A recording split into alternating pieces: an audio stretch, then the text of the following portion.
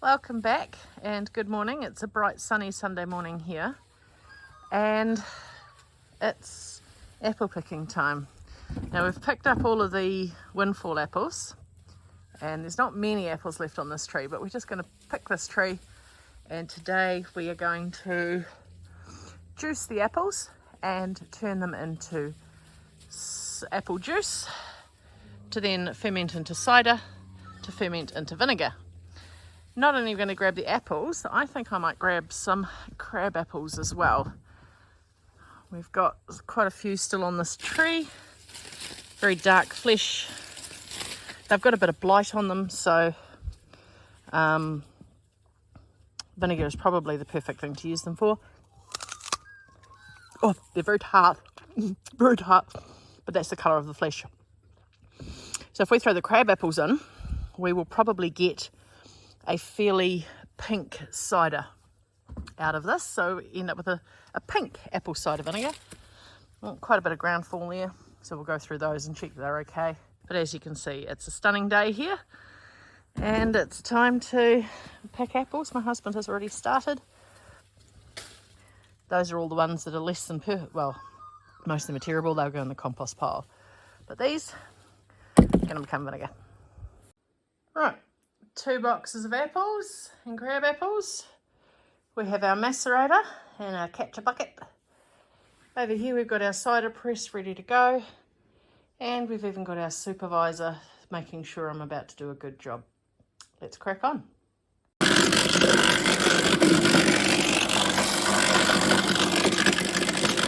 Right, that's the first load done.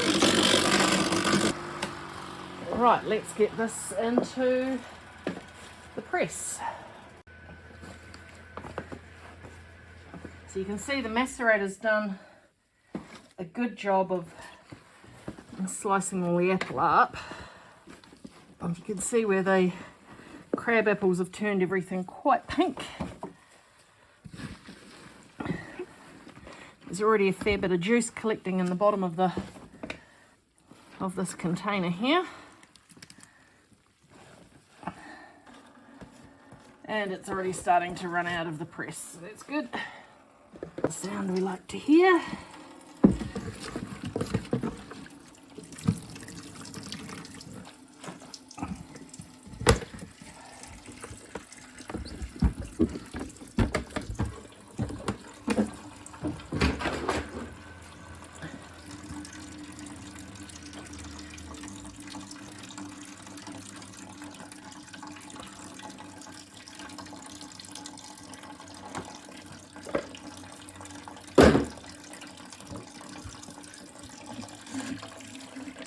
Quite a nice pink juice.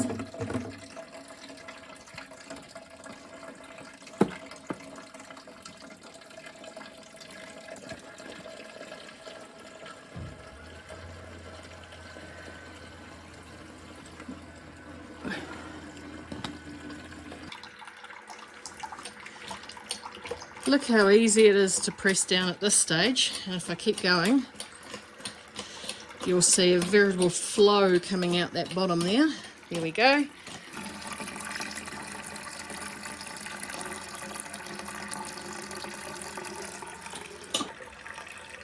Look at that juice. Yay! There's a bit of pressure going on there now as we try and get the last few drops out of this load. When you start hearing the creak of the frame, you know you're getting close. And it's just coming out in drips now. But look at that colour. Yeah, the apple's starting to oxidise a bit and go brown, but there's also that pinky tinge to it from the crab apples. And we'll let it sit for 10-15 minutes. Then I'll come and change out for the next load. So that's the last of the apples that have been done. Right, so this is what's come out. You saw how sloppy it was as it went in. Look how dry it is when it comes out. So there's not much moisture left in there. Still a lot of sweetness. Once I'm done, we'll probably put all of it into the compost heap, or give it to the chooks actually. Yeah, I might give it to the chooks, although it's probably a bit much for them. When I say chooks, by the way, I mean chickens. That's what we call them here in New Zealand. Yeah, so that is the first round done. Time to go for the second round. Now, because I want to sweeten this vinegar with honey instead of sugar and make it a apple cider vinegar, we're just going to steal a couple of frames of honey from my hives. Because I've got horizontal hives, I can do that quite easily. So we're just going to get in there and just pinch a couple of frames of honey. So I've got a little 2-frame spinner, and I stole 4 frames of honey off the bees. We just do this really simply. See that it's only a partial frame, this one.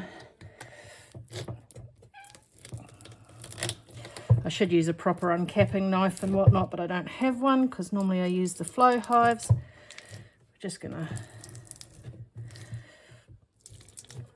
this is all gonna get strained anyway, so it's no biggie.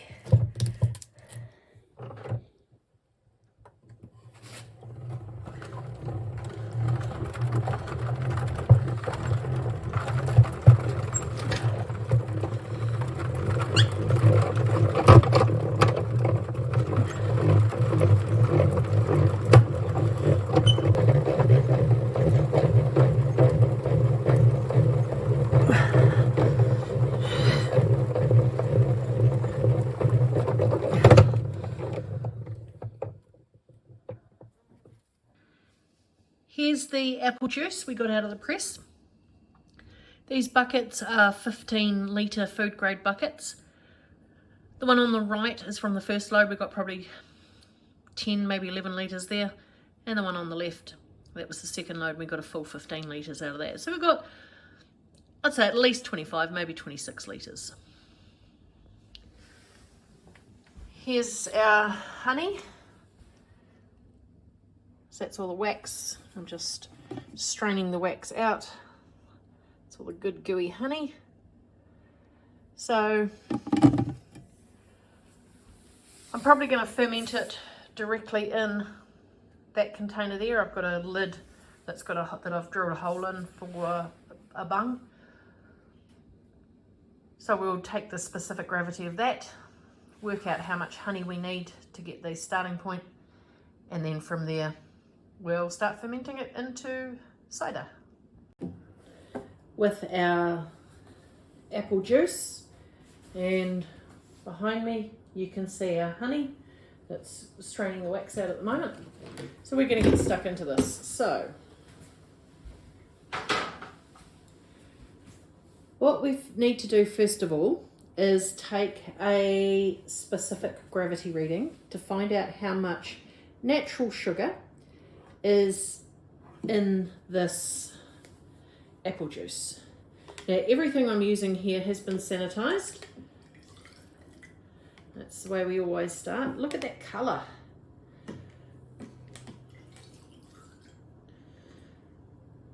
Now these apples are relatively tart, so I'm not expecting a very high sugar content, but we'll see what it is.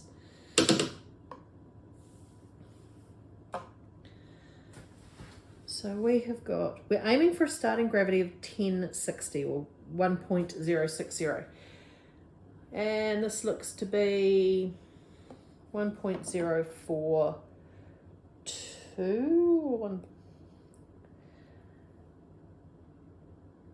1.044.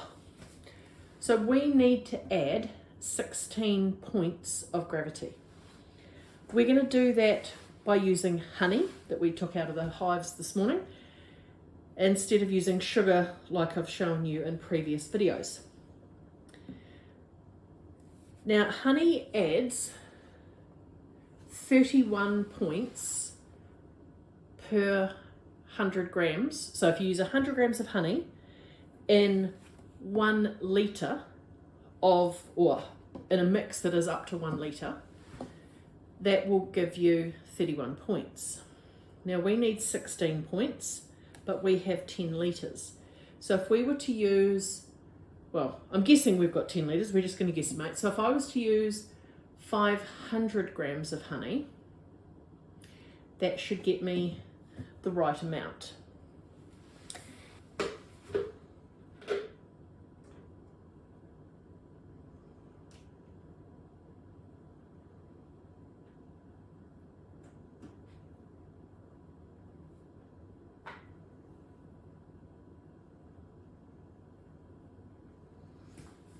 So it's a bit more than what we need. So we'll just add it. We'll just add 500 grams at this stage.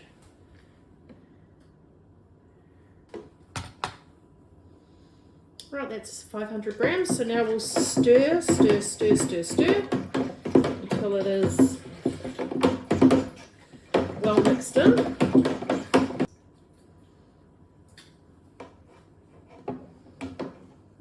Right, we'll take another gravity reading, see where it's at.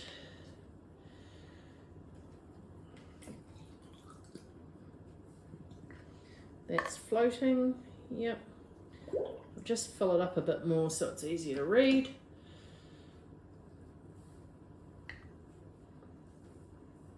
There's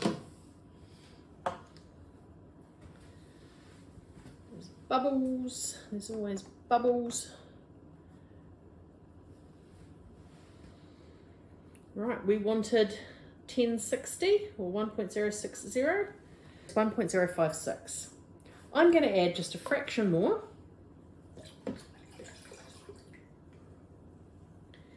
And get this up to where I want it. That should be enough.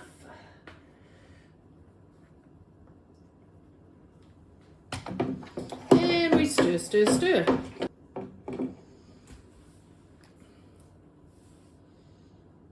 Right, we'll check our reading, see where it's at.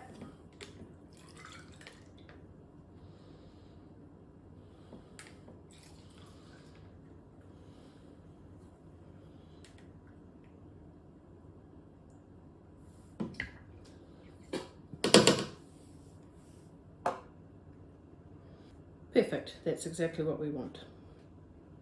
So now what we're going to do, now that we've got it to the gravity that we want, now the reason we want that gravity is I want an 8% alcohol. To do that, I need that amount of sugar in it. The reason I want an 8% alcohol, so once it ferments and gives me that 8% that I need, once it ferments dry, then when we add the vinegar mother to it to do the vinegar conversion, that dilutes it a bit, and that'll dilute it down to about 6.4% ABV. And the acetic acid is pretty much a 1-to-1 conversion ratio. So a 6.4% alcohol will get me approximately at maximum a 6.4% acidity vinegar. I'm aiming for 5%, but sometimes due to evaporation and whatnot, sometimes the conversion might only be an 80%. So if I give it 6.4 and it only does 80%, I'm still going to get a 5.6% alcohol out of it. Oh, sorry, 5.6% acidity. So this is just covering my bases. If it's too high, I can dilute it with fresh apple juice, but it's easier to dilute than it is to try and increase the acidity of it. And so you've got to start, to get the end acidity, you need to start at the beginning, at this stage, by adding enough sugar to get the right alcohol percentage. So I'm just going to have a quick clean up, and then we'll go for the next step. The next step now is to add yeast. Some people make vinegar using wild fermentation. I don't like that. I want to get, if I'm going to put the effort in to make a good quality vinegar, I want it to come out right. So I use commercial yeast. Now this is a brewing yeast. This is, they call it cider yeast, Modi Lager 497. Now I'm wanting an 8% ABV. This yeast goes up to 9%. I've got other 9% yeasts in the fridge. However, this one here has an operating or a fermenting temperature between 15 to 30 degrees Celsius. We're at the early autumn At the moment, it's getting 22, 24 degrees during the day, and inside the house is a bit warmer. So I want something that's going to be capable of doing 25, 26 degrees during the day, and at night the temperature drops down a little bit more. So I'm going to add this yeast now. This packet is enough to do about 23 litres or 6 gallons. I've only got about 10 or 11 litres, so just about 2.5 gallons. But I'm going to put all of it in because I want to get a good fermentation. And not only that, this one here is fairly close to its expiry date as well, so just give that a quick stir in. I've got a lid for this, which I've already drilled a hole in. Put that on. And that seals, it's got a rubber seal on it. And now we put an airlock and bung on that. This here is filled with Starsan, it's a sanitizer fluid, and that kills the bugs. This is to allow oxygen and other CO2 gases out, but to not let bugs come swimming through. So as it ferments, one of the byproducts of fermentation, other than alcohol, is CO2 or carbon dioxide. It's heavier than oxygen, and so what it does, as the CO2 rises, it pushes the oxygen out, comes out through here, down through this chamber, and then the bubbles push out there and out. And excess CO2 will also come out, but it stops, the bugs can't swim through there to get in. If you just fill this with water, the bugs can get through, but because I put sanitizer fluid in there, they can't. I could also use a spirit that I don't like some vodka or bourbon or whiskey or anything else that I don't particularly like. But for now I'm just using the sanitizer. So I just screw that in, and once fermentation activity starts, I'll show you the bubbler. And normally I would do this in a glass vessel so you can see the bubbles rising, but the bucket was convenient, it was already in the bucket, and it's a nice decent size container for the amount that we're going to brew. The next step is to do our paperwork. Right, so for our paperwork, these are the notes that I use. I've drawn up this sheet. So this is going to be a apple cider vinegar.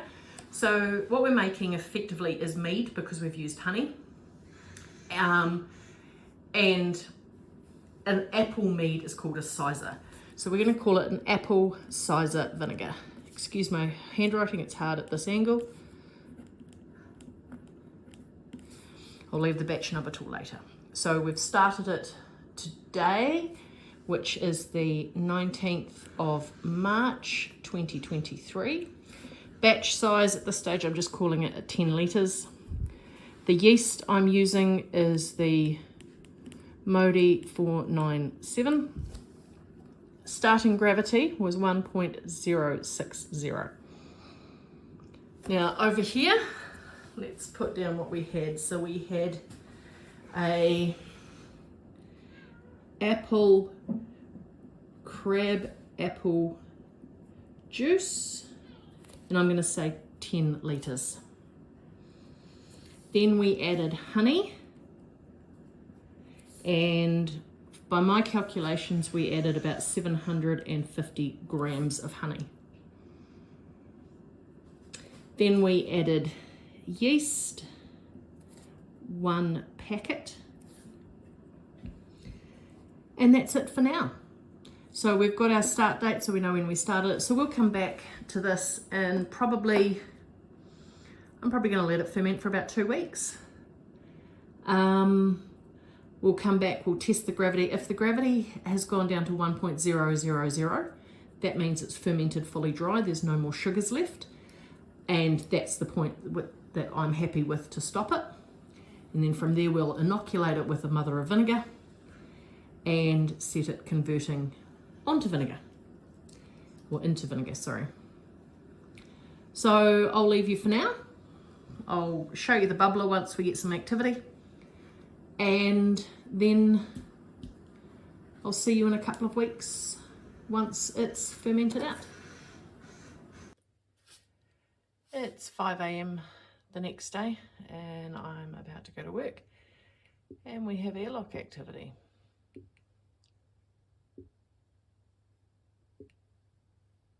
Okay, so the apple juice has finished fermenting into cider. What I need to do now is I need to measure how much we actually have of it. I need to test the gravity to 100% confirm it has finished fermenting. We're going to transfer it all into this big glass fermenter, and then we're going to add our vinegar mother to it and set that aside to start converting into vinegar.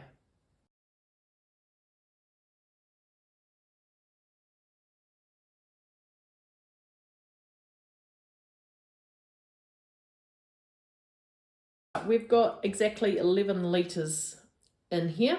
It's gone all murky because as I poured it in, the sediment and the spent yeast and also the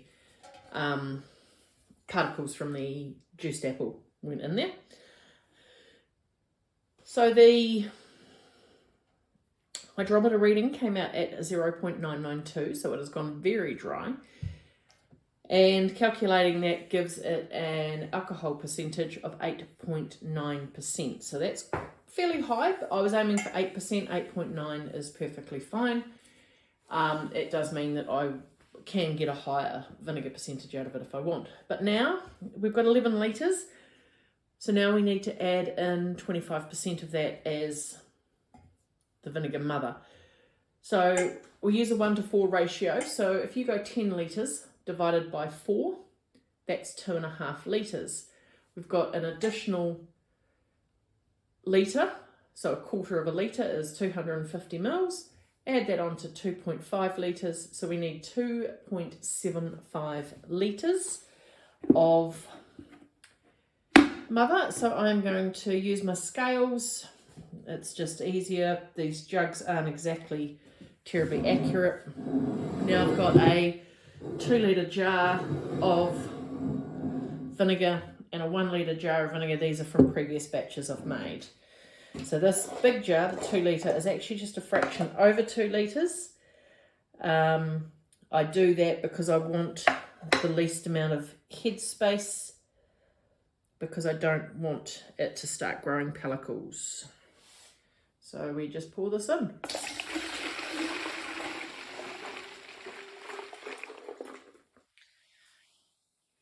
Right, 2.1. So we need another 600 odd mil, just under 600 mil.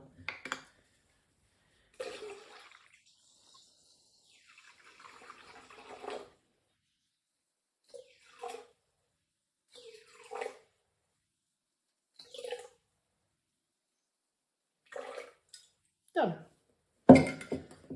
2.75 litres. So now we just pour this in.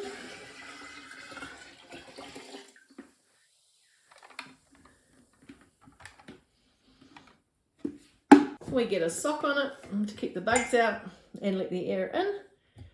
And now we sit this. I'm going to put this on a heat pad because we are in middle of autumn here. It's starting to get quite cold at night. Even some of the days are fairly cold.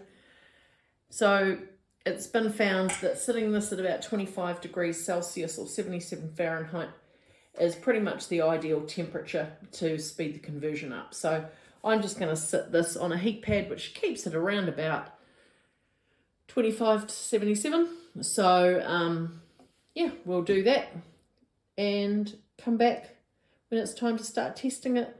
Because this is such a big batch, it's probably going to take a few months to convert. So yeah, we'll come back when it's time to start testing to see how it's doing. So here is our apple cider vinegar. It's clearing out quite nicely. Quite a thick layer of sediment on the bottom, and it's got a fairly healthy pellicle on the top. So today we are going to do an acid titration test on it. First thing we're going to do though is to remove this pellicle, because it's not necessary, it's not needed, so we'll get rid of it. So because I don't want to get my hands in there, I normally just use a kitchen fork. And scoop it up.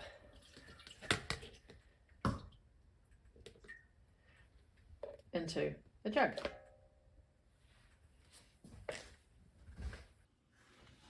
Okay, so what we're going to do first is I have drawn off about 20 mils of the vinegar into syringe.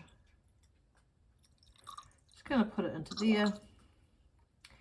Because the first thing we're going to do is we're going to test the pH level. So I've just got a pH monitor. I calibrated it earlier today. And we're just going to pop that in there. It's fairly slow, so we're just going to let it do its thing.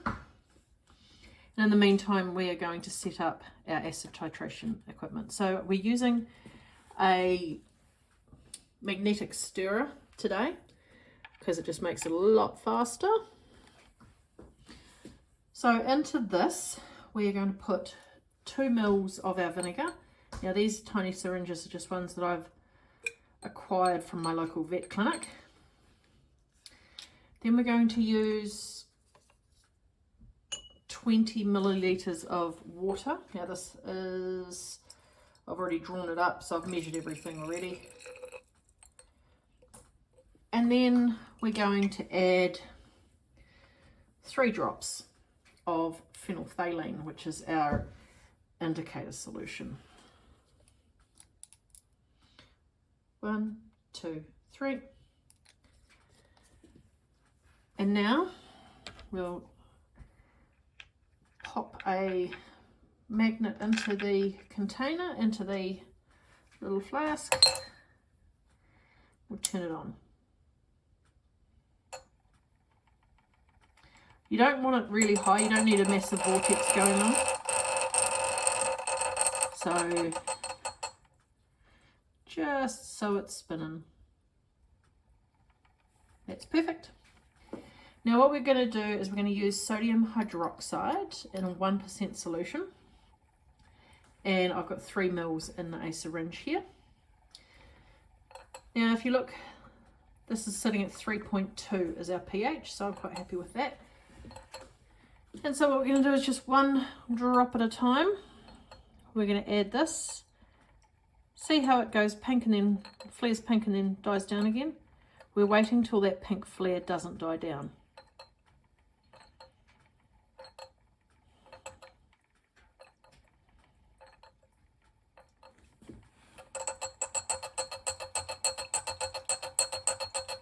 Okay, that sounds annoying.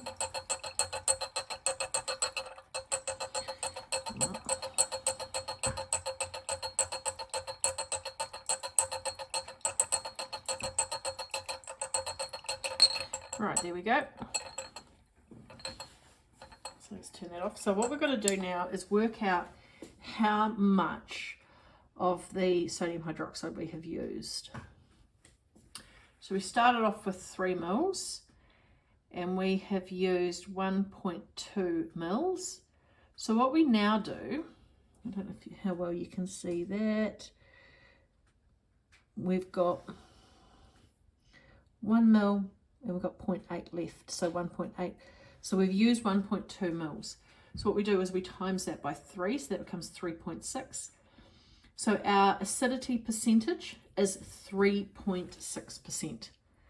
Now I would like that to go higher, quite a bit higher actually. So this is not yet done. It's been sitting here for just over 2 months. But because it is such a big batch, like it's 13 litres. We've had a little bit of evaporation and also it's been quite cold, it's winter here, so that's only 3.6%. I'd like it to go higher, so we're going to leave it going. What I will do is I'll test it in 2 weeks time, and if it has gone up, great, it's still going up. If it has gone down, that means I've missed the peak of it. It's gone up and is starting to degrade. So I'm going to test it in 2 weeks time and see what's going on from there. And it might just be a case of testing it every 2 or 3 weeks until such time as it reaches its peak.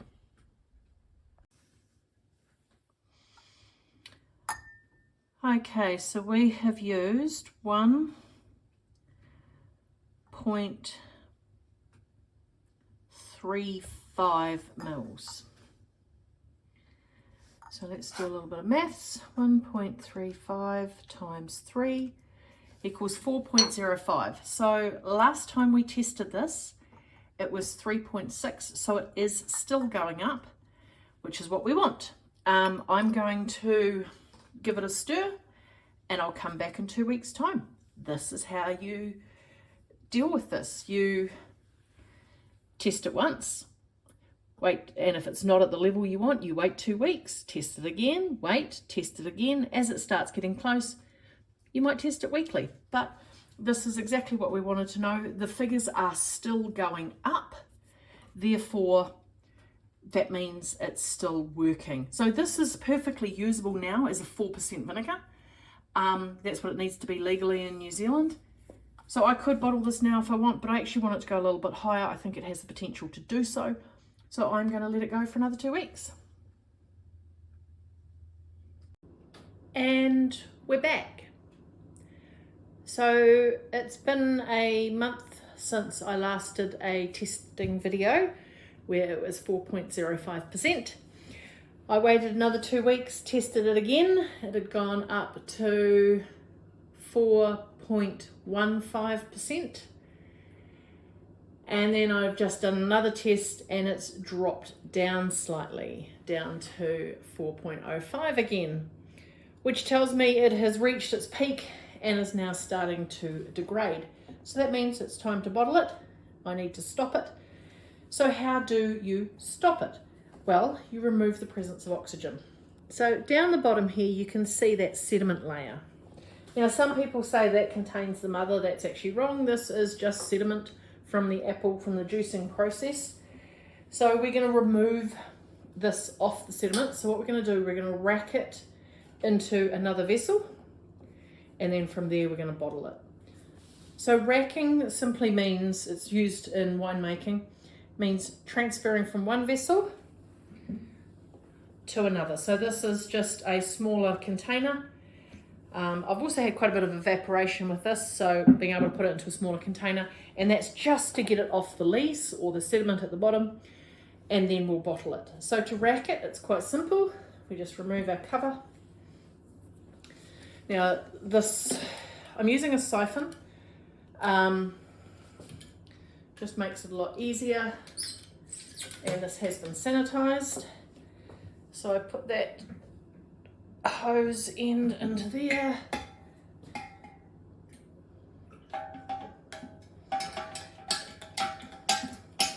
Give it a few pumps and let it go. Now this is going to take a while, so I will speed this up. I do have this cap on because that protects it from the leaves, so I could, if I wanted to, put it right down in amongst that sediment and a lot less of it would get in there, but I'm not going to do that as yet.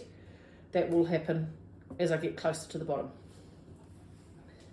I've now put that all the way down in amongst the sediment. I'm completely hands-free now. So it will possibly start drawing up a little bit of sediment, which is not ideal. So what we will do is we will tip the jar. Luckily, apple does compact down pretty well. But this brew cleared out really, really nicely. And I'd like to try and keep it as clear as I can once I bottle it as well. Now I'm going to stop right there.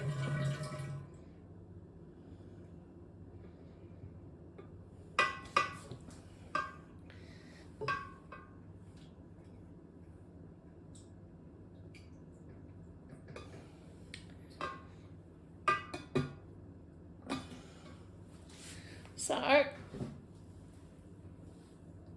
here is our new container of vinegar. I'm going to move this out of the way, give it a rinse, clean off my siphon, and then we'll get ready to bottle this. So we have nearly 10 litres of this vinegar. So I've got a couple of different bottle styles. I've got those and I've got these. So this is 2 litres, this is 1 litre. So I'm going to fill up those. Now this does, I'm going to use the siphon, but it also has a tap.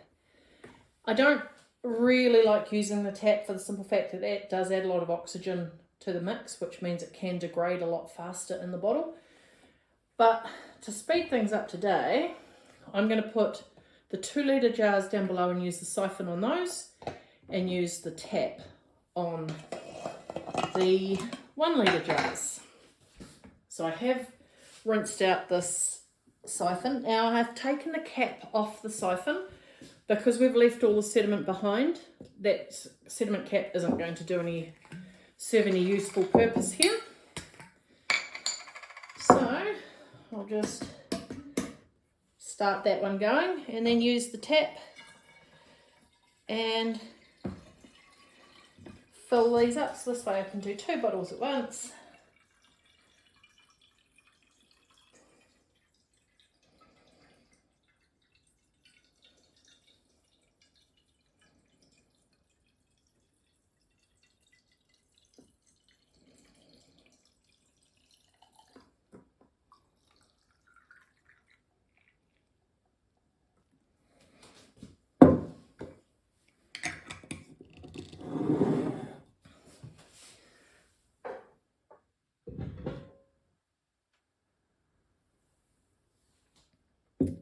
I filled this really high, and that's to reduce the amount of oxygen in there.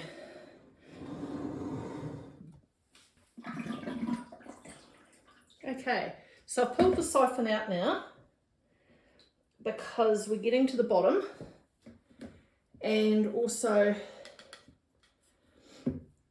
the tap is not functioning as good as it could be now because the liquid level is lower. Excuse the noise.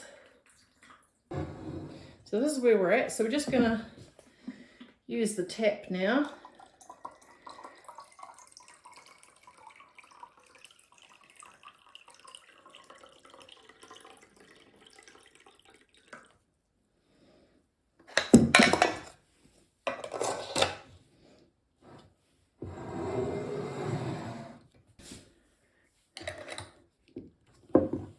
So even though these were 2 litre jars, they're only 2 litres up to the neck. Now I've filled them almost as high as I can get them. So that's a little bit more. So we've got over 6 litres in these, plus almost, I know that these are 1 litre up to here. And as you can see, I've filled them all the way up as well. So we had nearly 10 litres to start with. We had over 9.5 litres, so that's pretty good yield. And as you can see, by racking it, you can see that clarity that we've got. It's not perfectly clear, but hey, for a vinegar, it's pretty good, especially given I haven't put any clearing agents or anything like that through it. If I pasteurized it, that would clear it out even more. It would also kill off the bacteria and the mother that is in there. So I'm not going to do that. This way I can use these to start another batch should I wish. So yeah, folks, this is our tree to bottle apple cider vinegar. The only step I've got left to make is to put some labels on these bottles. Hope you've enjoyed the video, and I'll see you on another go round.